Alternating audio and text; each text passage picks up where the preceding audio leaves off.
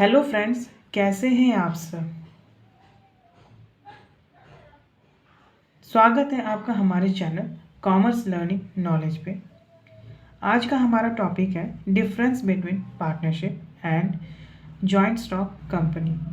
ठीक है, तो चलिए शुरुआत करते हैं बिना कोई देरी किए। सबसे पहले तो हम जान लेते हैं कि होता क्या है पार्टनरशिप। ठीक है, सबसे पहला पॉइंट आता है लीगल स्टेटस। लीगल स्टेटस क्या होता है पार्टनरशिप में? A firm is not a legal entity is that is it has no legal personality distinct from the personalities of its constituent members. मतलब कहने का मतलब ये है कि एक जो फर्म होती है is not a legal entity, मतलब वो एक लीगल एंटिटी नहीं होती है। मतलब कि उसके पास में ना तो it has no legal personality, उसकी कोई अपनी एक लीगल पर्सनैलिटी नहीं होती है।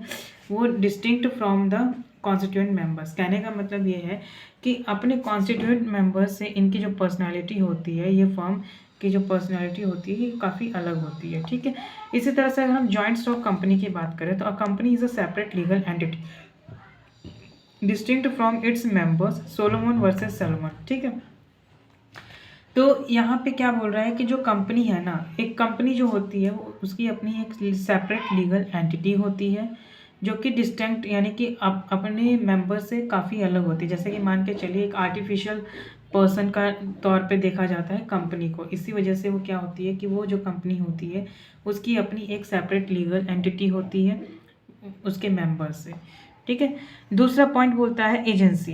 इन a firm every partner is an agent of the other partner as well as of the firm. मतलब कि किसी भी फर्म में, ठीक है, every partner in an agent, मतलब कि जो भी पार्टनर्स होते हैं वो एजेंट होते हैं दूसरे पार्टनर्स के, as well as the firm के भी। ठीक है, जॉइंट स्टॉक कंपनी का एजेंसी क्या होती है कि in a company a member is not a agent of the other members. मतलब कि कंपनी में क्या होता है कि जो मेंबर्स होते हैं वो दूसरे मेंबर्स के एजेंट नहीं होते हैं और ऑफ द कंपनी, और ना ही कंपनी के एजेंट होते हैं। His actions do not bind either, मतलब कि उनके एक्शंस भी, कंपनी के जो एक्शंस भी होते हैं ना, तो उनको आपस में बांधते नहीं हैं। ठीक है, तीसरा जो डिफरेंस आ जाता है वो आता है डिस्ट्रीब्यूशन ऑफ प्रॉफिट। मतलब कि पार्टनरशिप में और कंपनीज में डिस्ट्रीब्यूशन को कैसे बांटा जाता है। तो यहाँ पे बोल रहा है कि the profit of the firm must be distributed among the partners according to the terms of the partnership.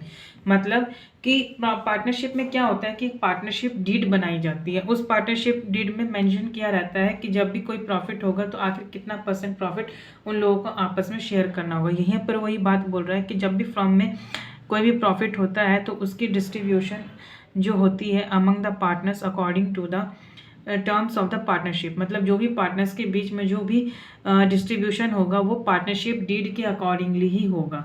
ठीक है, कंपनी में क्या होता है कि there is no such companies to distribute its profit among its members, some portions of the profit but generally not the entire profit become distributable among the shareholders only when dividends are declared।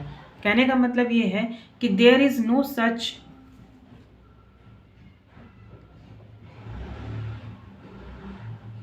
मतलब यहाँ पर क्या बोल रहा है कि there is no such compulsion. यहाँ पे कोई कंपल्शन नहीं है, यहाँ पर आपके लिए मैंडेटरी नहीं कर रखा है कि आपको जो है अपने मेंबर्स को प्रॉफिट डिस्ट्रीब्यूट करना पड़ेगा। यहाँ पर सीधी बात बोलता है कि कुछ पोर्शन में आप प्रॉफिट शेयर कर सकते हैं लेकिन एंटायर प्रॉफिट को आप जनरली नहीं शेयर करते हैं। और ये भी शेयर होता है become distributor among the share holder, मतलब थोड़ा बहुत जो है डिस्ट्रीब्यूटर में मतलब शेयर होल्डर्स में उसको बेचा जाए, मतलब प्रॉफिट दिया जाता है। Only when dividend are declare, जब डिविडेंड डिक्लेयर होता है तब। ठीक है, अब चौथा जो पॉइंट आता है वो ये बोलता है कि चौथा पॉइंट आता है हमारा प्रॉपर्टी का। प्रॉपर्टी क्या बोलती है कि the firm and property in that which is the joint estate of the all partners are distinguished from the separate estate of any of them and it does not belong to body distinct in law from its members। ठीक है, तो यहाँ पे क्या बोलता है कि the firm property in that which the joint estate of all the partners. मतलब कि जो फर्म्स की जो प्रॉपर्टी होती है in that which is the joint state, क्या होता है कि जॉइंट स्टेट होता है ऑफ ऑल द पार्टनर्स, सभी पार्टनर्स में, as distinguished from the separate estate, मतलब जिसको डिस्टिंग्विश कर दिया जाता है सेपरेट एस्टेट से, of any of them, and it does not belongs to the body distinct from its members. ठीक है, अब इसी तरह से कंपनी में क्या होता है कि in a company its property is separate from that of its members who can receive it back only in the form of dividend और रिफंड ऑफ कैपिटल। मतलब कि यहाँ पे क्या बोल रहा है कि एक कंपनी होती है, it's property is separate from that, मतलब कि उसकी जो प्रॉपर्टी होती है वो सेपरेट होती है from that of its member, उसके मेंबर्स से, who can receive it back only in the form of dividend और रिफंड ऑफ द कैपिटल। और ये जब भी वापस होती है, ये डिविडेंड के फॉर्म में वापस होती है या फिर उस कैपिटल को रिफंड करके किया जा सकता है। ठीक है, आगे हम बात करते हैं 5वां पॉइंट में।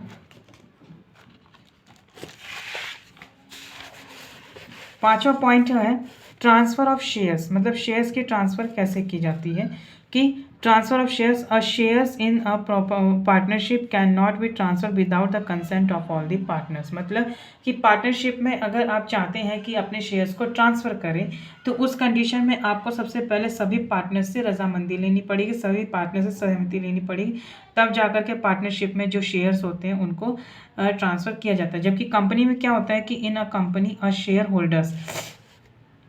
A shareholders may transfer his shares subject to the provisions contained in its article. In the case of public limited companies whose shares are quoted on the stock exchange, the transfer is usually unrestricted. कहने का मतलब ये है कि company में जो share holders होते हैं में ट्रांसफ़र हिज शेयर, अपने शेयर्स को वो ट्रांसफ़र कर सकते हैं subject to the provision content in the article, content in its articles in the case of public limited company। जो public limited company के केस में क्या होता है कि whose shares are quoted on the stock exchange, जो shares होंगे वो क्वाटेड होंगे स्टॉक एक्सचेंज में और ट्रांसफ़र हो जाएंगे यूजुअली अनरिस्ट्रिक्टेड वे में। ठीक है, अब बात करते हैं हम रजिस्ट्रेशन की। तो रजिस्ट्रेशन क्या होता है कि registration is not compulsory in the case of partnership. Partnership के केस में रजिस्ट्रेशन का होना कोई ज़रूरी नहीं है।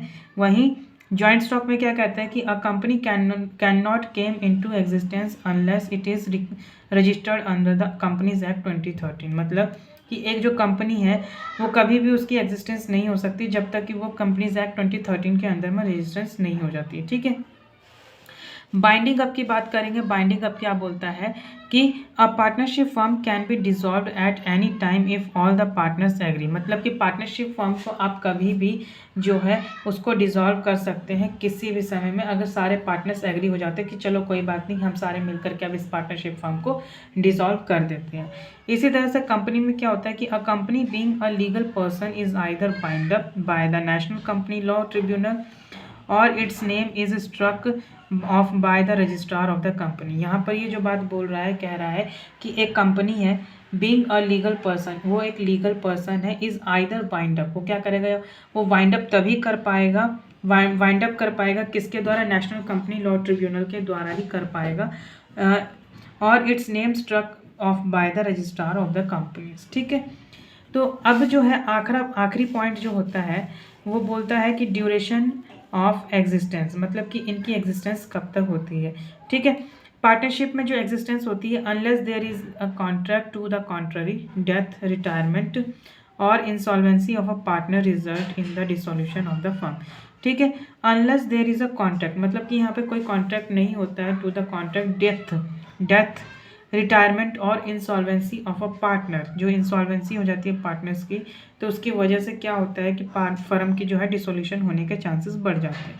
लेकिन कंपनी में क्या होता है कि a company enjoys a perpetual succession, मतलब आपने अगर कोई कंपनी बनाई तो वो कंपनी में जो है परपेचुअल सक्सेशन एंजॉय करता है कंपनी। ठीक है, तो आज का हमारा टॉपिक बस यहीं तक था।